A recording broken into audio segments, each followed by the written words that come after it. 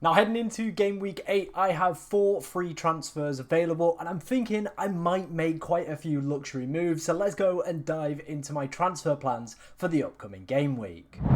Now, of course, before we dive into today's video, if you do enjoy any of the content that you see on the channel, please be sure to like, comment, and subscribe as we're trying to hit 20,000 subscribers. We are ridiculously close. We need like 390 people to hit that subscribe button. It would mean the absolute world to me if, of course, we can hit that 20k subscriber mark. So like I said, if you do enjoy any of the content that you see on this channel, make sure you're liking, make sure you're commenting, and of course, make sure you're hitting that subscribe button. Now, it's been a few days since I've filmed a video. Obviously, I went on holiday. You would have seen that if you follow me over on Twitter. So I haven't really spoke about my team too much. I put out a few rogue tweets while I was away. And obviously, we spoke about how my team got on and stuff over on there. So make sure you follow me on Twitter as well. But this is how we got on in game week 7. Another green arrow. I think we're on like 4 or 5 green arrows in a row now. So you can't ever really knock a green arrow, but we're still not in a great position. We're in 2.7 million. We got a 500k green arrow. And the big debate for me this game week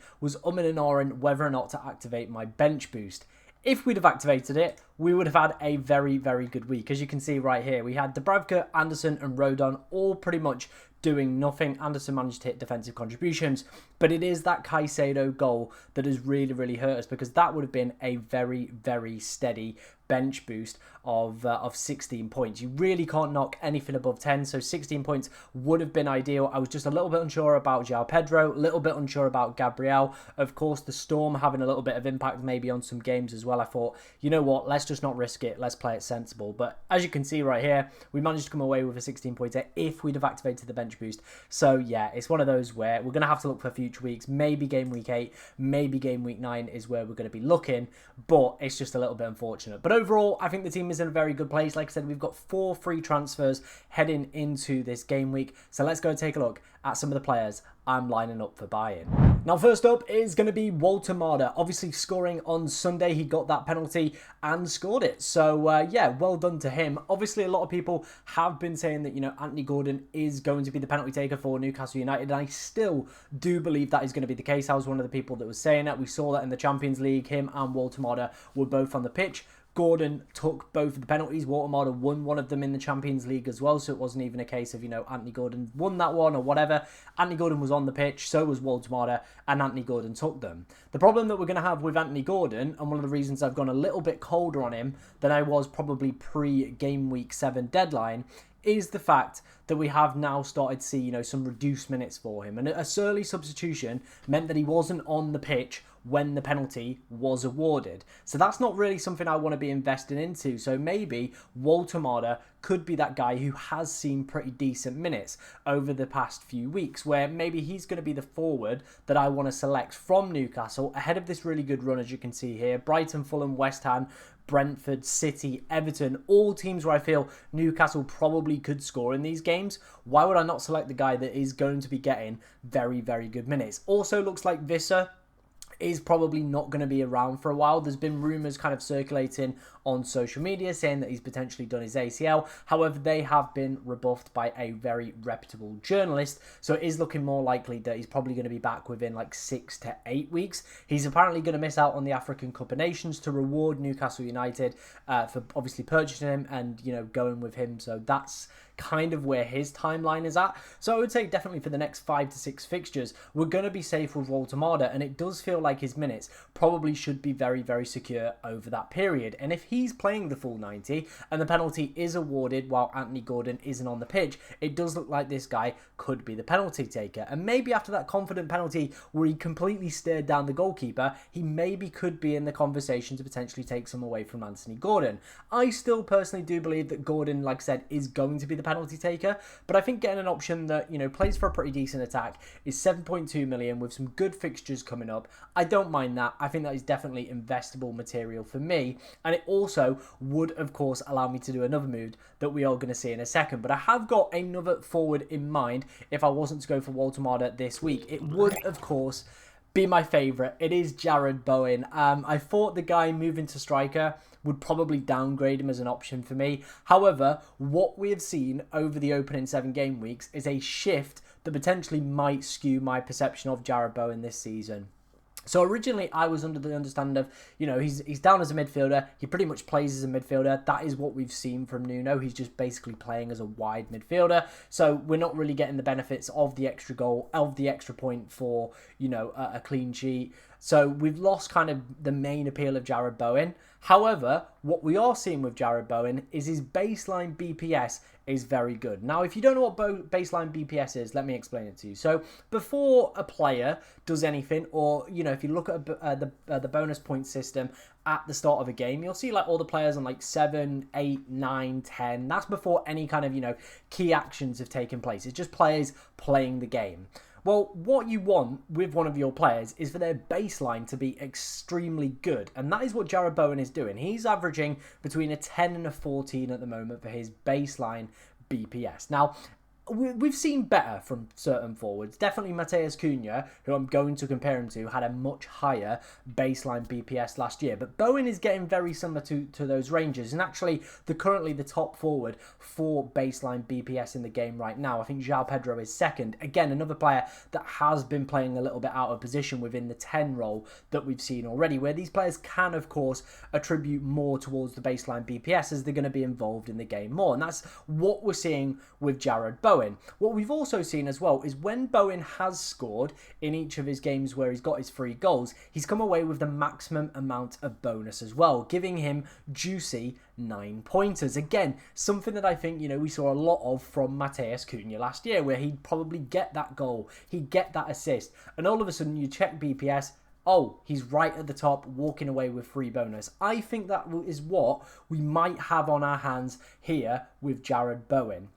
We've got a guy who is doing very, very well with the baseline bonus, and when he gets that goal and gets that additional 24 on the bonus points metric, it usually means he's coming out on top as well. We know he's a 90-minute man. We know he's one of the key talisman for West Ham. If this guy had penalties, he would definitely be straight in my team. That is the only probably downside of Jarrod Bowen. However, you look through the next few, and there are definitely some attackable fixtures in there. Brentford, Leeds, Burnley, they're the real standouts for me, and definitely, one of those players that I've not even got to worry about probably in the more difficult fixtures as well, because I know Jarrod Bowen is going to play. He's going to probably play a full 90, and there's no European football for West Ham, so what am I really worried about with him as a selection?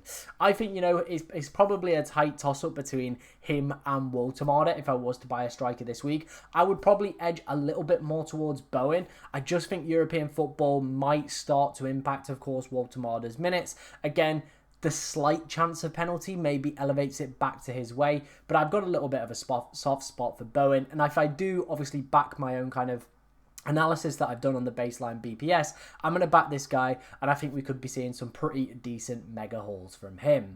Now, if we quickly head back to my team, as you can see here, I've got Gyökeres, I've got Gabriel, and I've got Raya. So I've already got the triple up in terms of Arsenal players. However, that penalty going to Saka has potentially opened the door for me maybe moving out Gyökeres and maybe upgrading Bruno Fernandes to Bukayo Saka. So he's going to be the next player I do want to talk about. And of course, the big allure of him right now is going to be those penalties and who is the key penalty taker for Arsenal. Some of the comments that have obviously come out after the game and throughout this week have kind of been insinuating that it's still a little bit up in the air and it's for the players to decide according to Mikel Arteta. So I still don't think we've got a clear and defined answer on who the Arsenal penalty taker is. Maybe as well some people are suggesting on socials that, because it was Saka's 200th goal, that might have had an impact on why he took the penalty away from Gyökeres.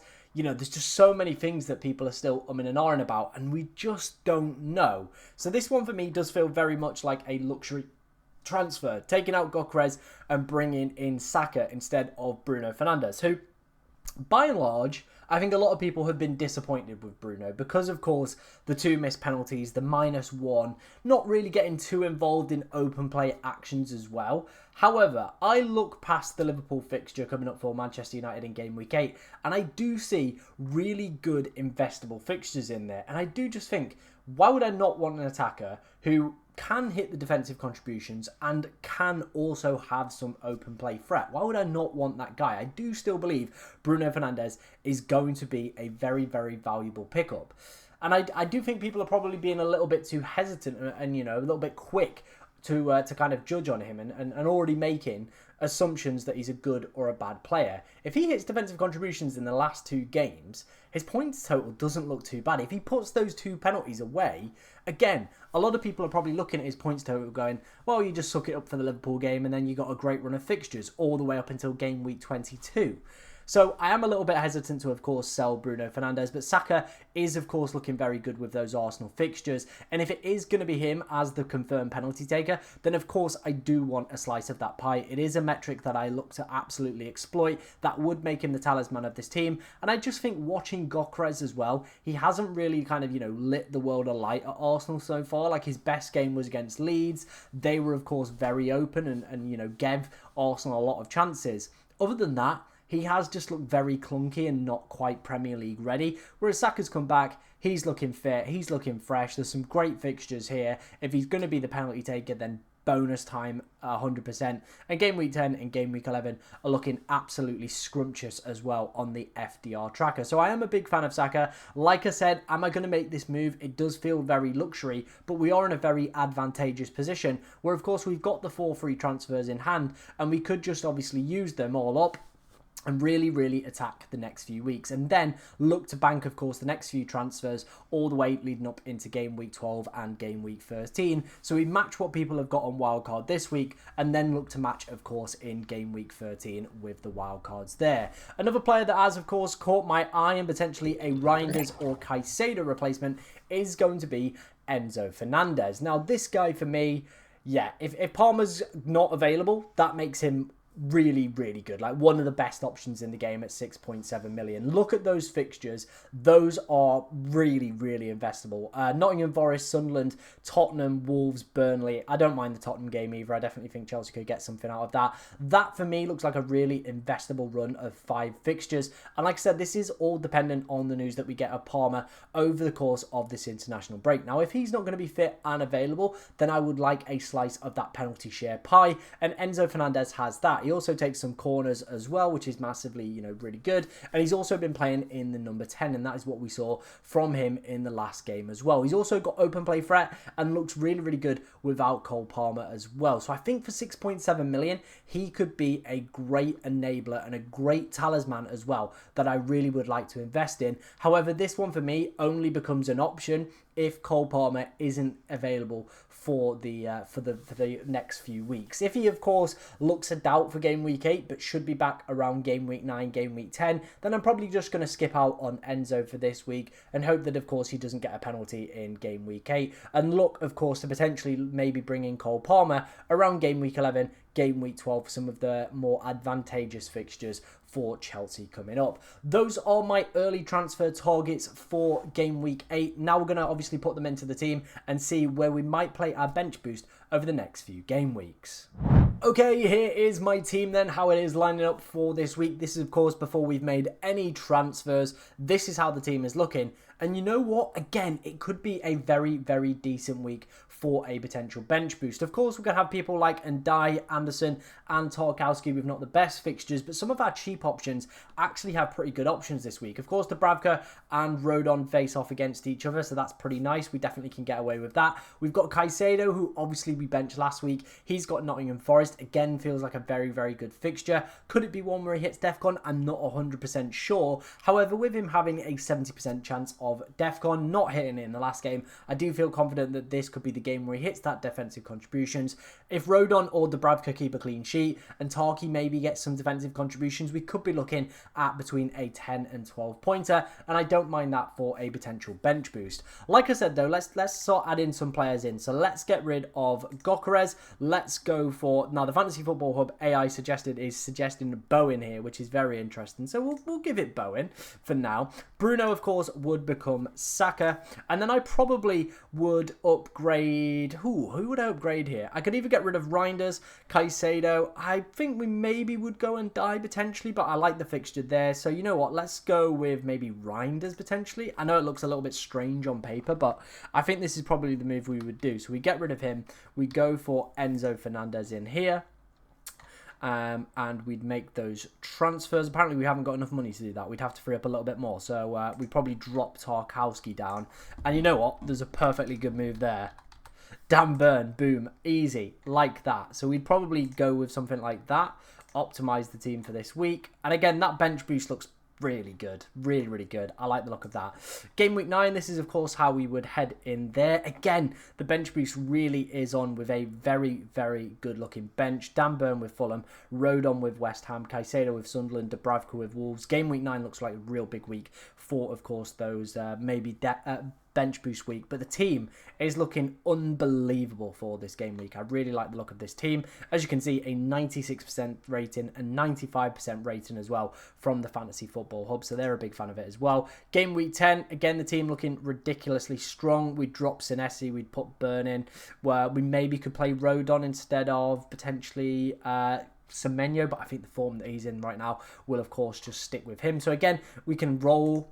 Game week 11, how are we looking for this week if we were to go with this? Yeah, again, looking really, really good across the board. I'm liking the look of the team as a whole. Again, lots of difficult potentially benching decisions. And again, another week where maybe if I haven't played the bench boost already, game week 11 could be another week. So we could realistically make all our 4 transfers here and get ourselves into a very similar position that the wildcarders are going to be in. Let's just say, for example, though, that... let's put Reinders back in there. Oops. Will it let me put Reinders back in there? Hang on. Reinders. Put Reinders back in there if we didn't want to, of course, make that move. Again, the team, though, would look really good for the next few weeks because Reinders and Liverpool have pretty decent fixtures. He has been a little bit disappointing in recent weeks, though, and definitely one that, of course, I might consider taking out. But overall, I'm really liking how that team is looking if we were to, of course, use all 4 of our transfers. I think it would get us looking in a place where our team would look very, very similar to wildcard owners this week. And I think that is always something you want to try and be able to achieve, and that is why we look to bank as many transfers over the next few weeks. And I definitely think with the transfers that we've played here, we could, of course, bank again for a good couple of weeks and get ourselves into a really good position, again, adjusting ourselves for wildcarders in 12 and 13. Let me know what you think of my transfer plans then down in the comment section. Of course, if you've got any questions about your team, get them in, as we'll try to answer as many as we possibly can. But thank you for watching today, ladies and gentlemen, and good luck in game week 8.